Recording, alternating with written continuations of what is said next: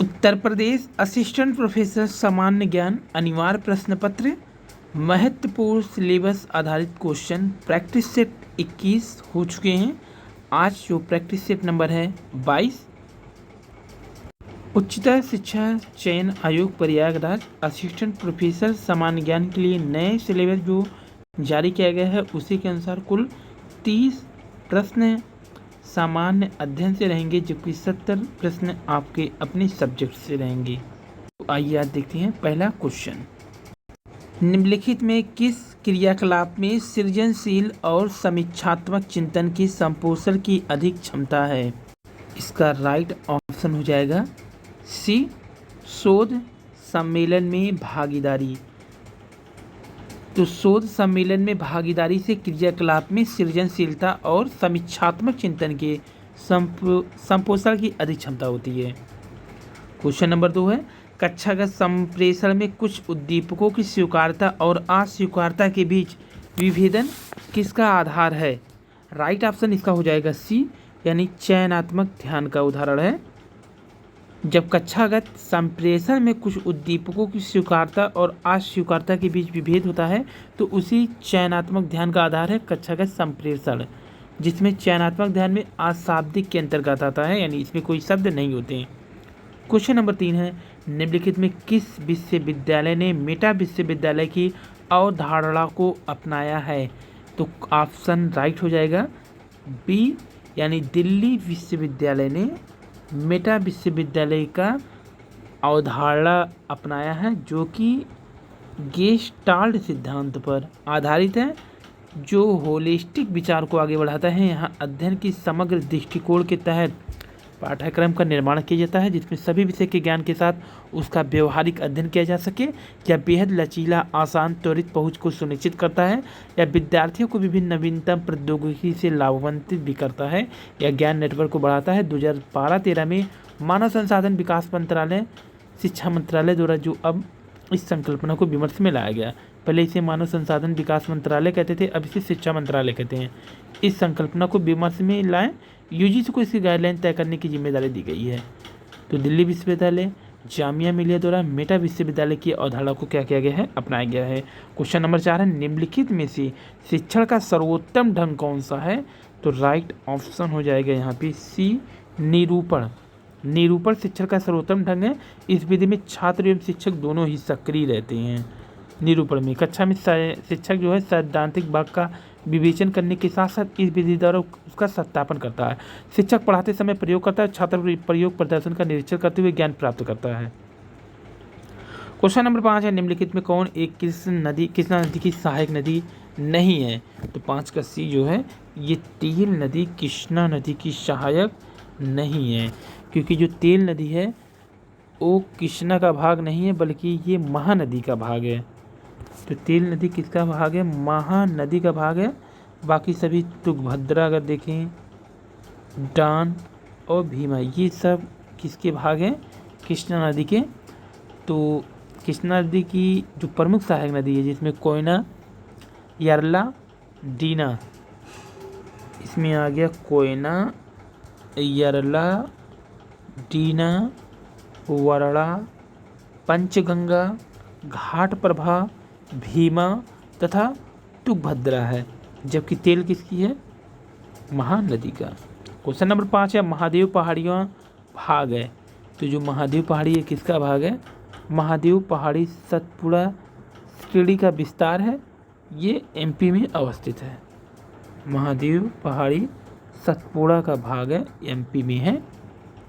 Question number 7 है, भारत के अतिरिक्त प्रायद्वीपीय पर्वत निर्मित हुए हैं। तो ये पैलियोजोइक महाकल्प में भारत में जो प्रायद्वीपीय पर्वतों का निर्माण है पैलियोजोइक कल्प में हुआ है। Right option B. Question number 8 है, निम्नलिखित कथनों पर विचार कीजिए। भारत में वन क्षेत्र का ह्रास भारत के जनांकी संक्रमण से प्रत्यक्षतः संबंधित रहा है। कारण है यहाँ वन क्षेत्र एवं जनसंख्या वृद्धि में प्राय नकारात्मक संबंध होता है। तो जो 8 का राइट ऑप्शन हो जाएगा ए आर दोनों सही है कि भारत में वन क्षेत्र का ह्रास भारत के जनांकी संक्रमण से प्रत्यक्ष रूप से प्रभावित है, ये भी सही है, ए भी सही है, व्याख्या भी है। यानी राइट ऑप्शन क्या हो जाएगा, ए आर दोनों सही है और व्याख्या भी कर रहा है। तो जब वन क्षेत्र एवं जनसंख्या वृद्धि में प्राय नकारात्मक संबंध होता ही है, जिसे भारत में वन क्षेत्र का ह्रास का मुख्य कारण जनांकीय संक्रमण से प्रत्यक्ष संबंधित था, क्योंकि जनसंख्या बढ़ने के कारण वन क्षेत्र पर दबाव बढ़ा, कृषि, आवास, नगरीकरण, उद्योग आदि के कारण वन नष्ट कर दिए गए।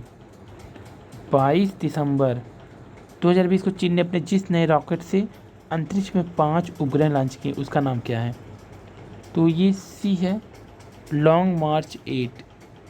लॉन्ग मार्च 8 जो है 22 दिसंबर 2020 को चीन ने 5 उपग्रहों को उनकी निर्धारित पूर्वक जो कक्षा था सफलतापूर्वक लॉन्च किया और इसका नाम था लॉन्ग मार्च 8। अगला क्वेश्चन, राष्ट्रीय कृषि वानिकी अनुसंधान केंद्र स्थित है? तो 10 का राइट ऑप्शन बी, राष्ट्रीय कृषि वानिकी जो अनुसंधान ही कहाँ है, झांसी में है। राष्ट्रीय कृषि वानिकी अनुसंधान केंद्र जिसका शॉर्टकट नाम है NRCAF की स्थापना जो हुआ था 1988 में भारतीय कृषि अनुसंधान परिषद यानी ICAR की एक इकाई के रूप में था। यह केंद्र उत्तर प्रदेश के झांसी में है। यह 10 किलोमीटर दूर है झांसी रेलवे स्टेशन से। निम्नलिखित राज्यों में कौन एक पाखोई वन्यजीव अभयारण्य अवस्थित है? तो 11 का राइट ऑप्शन ए, अरुणाचल में पाखोई वन्यजीव अभयारण्य स्थित है। ये अरुणाचल प्रदेश के पूर्वी कामेंग जिला है, वहाँ है। मूलतः यह क्षेत्र पक्के संरक्षित वन के नाम से जानते हैं। 1977 से पहले कोमो अभयारण्य के रूप में निर्दिष्ट हुआ। इसके बाद 2002 में पंखुई अभयारण्य का निर्माण हुआ। क्वेश्चन नंबर 12, निम्नलिखित में कौन सा भारत के राष्ट्रपति के निर्वाचक गण का तो भाग है परंतु उसके महाभियोग अधिकरण का भाग नहीं है? तो 12 का राइट ऑप्शन डी, राज्यों की विधानसभाएं। क्वेश्चन नंबर 13, भारत के उपराष्ट्रपति का निर्वाचन एक निर्वाचक गण द्वारा किया जाता है जिसके सदस्य होते हैं? तो 13 का राइट ऑप्शन बी, संसद के दोनों सदनों के सभी सदस्य। संविधान के अनुच्छेद जो है 66(1) के तहत उपराष्ट्रपति को निर्वाचन संसद के दोनों सदनों के सदस्यों से मिलकर बनने वाले निर्वाचक गण के सदस्यों तथा अनुपातिक प्रतिनिधित्व पद्धति के अनुसार एकल संक्रमणीय मत से होता है। क्वेश्चन नंबर 14, राष्ट्रीय सुरक्षा समिति का प्रधान कौन होता है? राष्ट्रीय सुरक्षा समिति का प्रधान अगर देखें तो ऑप्शन बी, प्रधानमंत्री होता है। राष्ट्रीय सुरक्षा समिति का प्रधान कौन होगा? तो प्रधानमंत्री होते हैं। क्वेश्चन नंबर 15, संघीय मंत्रिमंडल का पुनर्गठन किसकी रिपोर्ट पर आधारित था? तो ऑप्शन इसका राइट हो जाएगा 15 का ए, गोपाल स्वामी अयंगर की। गोपाल स्वामी अयंगर कौन थे? तो गोपाल स्वामी अयंगर वर्ष 1949 में प्रस्तुत अपनी रिपोर्ट में अनुशंसा की थी। केंद्रीय मंत्रालय bureau of natural resources and agriculture, bureau of industry and commerce, bureau social services में संयुक्त रिसर्च किए जाने चाहिए। तो इन्होंने ही मंत्रिमंडल के पुनर्गठन रिपोर्ट में आधारित जो रिपोर्ट लगाया था गोपाल स्वामी अयंगर ही थे। गुप्तकालीन रजत मुद्राओं का नाम दिया गया था? 16 का राइट ऑप्शन सी, रूपक। राष्ट्रीय उपभोक्ता दिवस कब मनाया जाता है? 17 का राइट ऑप्शन हो जाएगा ए, 24 दिसंबर को राष्ट्रीय उपभोक्ता दिवस मनाया जाता है। राष्ट्रीय उपभोक्ता दिवस कब मनाया जाता है? 24 दिसंबर। बंगाल 1905 इसमें विभाजित हुआ, जिसके विरुद्ध के फलस्वरूप यह दोबारा विभाजित हुआ। तो 18 का राइट ऑप्शन क्या है? सी, 1912 में। गीता रहस्य नामक पुस्तक किसके द्वारा लिखा गया है? बाल गंगाधर तिलक। 19 का राइट ऑप्शन बी, बाल गंगाधर तिलक। निम्नलिखित में से किन्हें बम्बई त्रिमूर्ति के नाम से जानते हैं? 20 का सी, मेहता, तेलंग और तैयब। बम्बई त्रिमूर्ति के नाम से कौन जाने जाते हैं? तो ये हो जाएंगे मेहता, तेलंग और तैयब। सिंधु सभ्यता संबंधित है? तो 21 का राइट ऑप्शन हो जाएगा बी, आग ऐतिहासिक युग से संबंधित है। राष्ट्रीय ग्रामीण रोजगार गारंटी अधिनियम नरेगा नहीं करता है। तो 22 का बी। प्रत्येक ग्रामीण परिवार के हर एक सदस्य को वह 1 वर्ष में 100 दिन का रोजगार की गारंटी। तो ये 22 का जो राइट ऑप्शन हो जाएगा बी ऑप्शन। इसका अन्य ऑप्शन अगर देखें तो जो नरेगा है, राष्ट्रीय ग्रामीण रोजगार गारंटी अधिनियम, ये प्रत्येक वह सदस्य को नहीं बल्कि एक सदस्य को 1 वर्ष में 100 दिन का कार्य की गारंटी देता है, ना कि प्रत्येक सदस्य को। तो राष्ट्रीय ग्रामीण रोजगार अधिनियम ग्रामीण परिवार के प्रत्येक वह सदस्य को नहीं बल्कि एक सदस्य को 1 वर्ष में 100 दिन की रोजगार की गारंटी देता है। क्वेश्चन नंबर 23, लघु एवं कुटीर उद्योग इसलिए महत्वपूर्ण है क्योंकि इनका वे बहुतों को रोजगार भी प्रदान करते हैं। ये ऑप्शन सही है 23 का ए। 24 का ईमेल की पत्री को 2 भाग में कौन कौन से होते हैं।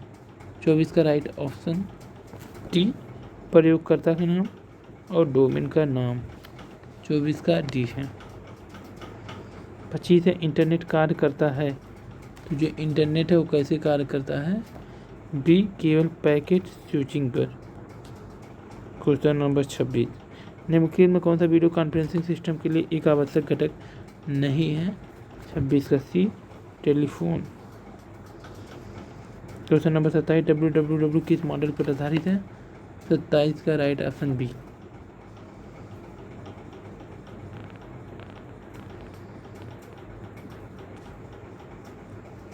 तो टेलीफोन बात करने के लिए है यहाँ पर 26 का डी, जबकि वीडियो कैमरा, डिस्प्ले डिवाइस और माइक्रोफोन ये सब क्या है कॉन्फ्रेंसिंग सिस्टम के लिए महत्वपूर्ण होते हैं। तो 26 का right option C. Question number 27, www किस मॉडल पर आधारित है। 27 का बी, यानी ये साइलेंट सर्वर पर आधारित है। साइलेंट सर्वर वाले पे आधारित है,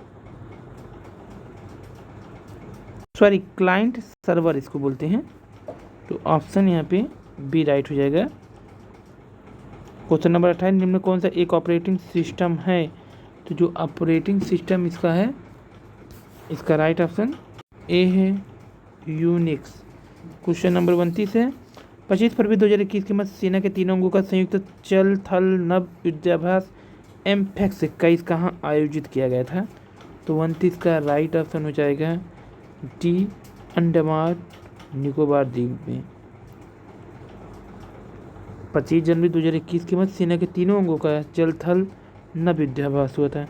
25 दिसंबर 2020 को देश भर में राष्ट्रीय सुशासन दिवस मनाया गया। केंद्र सरकार ने किस वर्ष इस दिवस को मनाने की घोषणा की है। तो 30 का राइट ऑप्शन बी, वर्ष 2014। 25 दिसंबर 2020 को देश भर में राष्ट्रीय सुशासन दिवस मनाया गया। उल्लेखनीय कि यह दिवस भारत के पूर्व प्रधानमंत्री अटल बिहारी वाजपेयी के जन्मदिवस के अवसर पर मनाया जाता है। केंद्र ने इसी वर्ष 2014 से मनाने का निर्णय लिया है। इतिहास की वीडियो पसंद आए लाइक करिए, सब्सक्राइब कीजिए ताकि आपको अन्य अपडेट में मिलते हैं। धन्यवाद।